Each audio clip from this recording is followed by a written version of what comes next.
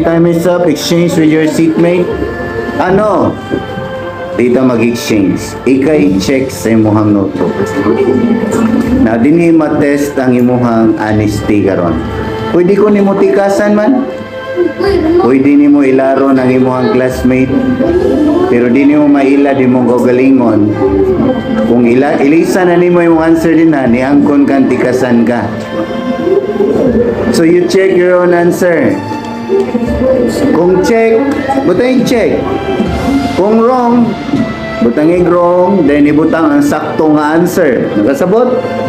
Aron sunod, aron ikaugma, or sunod na mga adlaw, kung mutuon kasi mo notebook, makasabot ka ano na wrong ka, o may buwan mo, unsa di ang saktong answer. So you check your own notebook.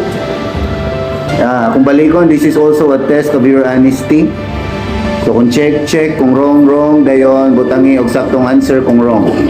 Okay, let's start with number 1. Ano?